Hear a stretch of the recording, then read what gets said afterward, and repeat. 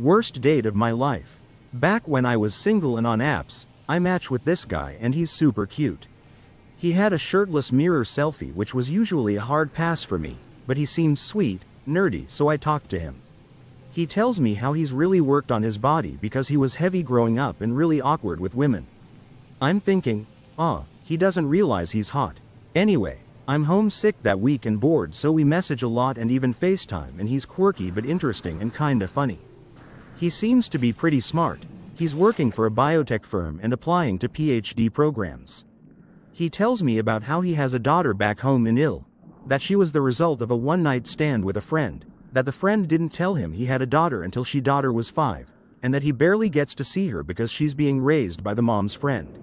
We wanted to meet soon. I disliked talking too much before meeting, but like I said, I was sick and I agreed to a late movie because it was midweek and neither of us had a ton of time, and we'd talked so much already. I kinda just wanted to be physically in the same room to see if there was any chemistry. We met at the theater, had a couple of drinks at the movie, and it was fine, and I was attracted.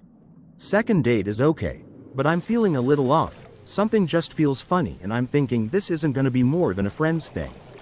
We end up going to his place to watch Blade Runner and I'm uncomfortable within the first couple of minutes. His apartment has weird vibes, like super disorganized, and he's hung an old beach towel on the wall as a decoration. WTF? We sit down and start the movie and I'm getting more and more uneasy. He leans over to kiss me and I kiss back for a second but then tell him I'm not ready for that, and can we please slow it down? He says that's fine and stops the movie. I look at him like, He then proceeds to tell me he's in love with me, he's dumped his longtime fiancée who lives in Ill to be with me, and that he would like us to move in together ASAP and try to have a baby. I think he's joking at first but quickly realize he isn't. He asks me if I will say I'm his girlfriend out loud, which I do, because I think about true crime I watch and don't want him to murder me. I feel like I show him I'm scared, he's going to freak out. He then asks me if I'm ovulating right now because it turns him on. I fake yawn and tell him I'm exhausted and it's a work night and I really want to see him tomorrow, so I'm just going to go home and get rest.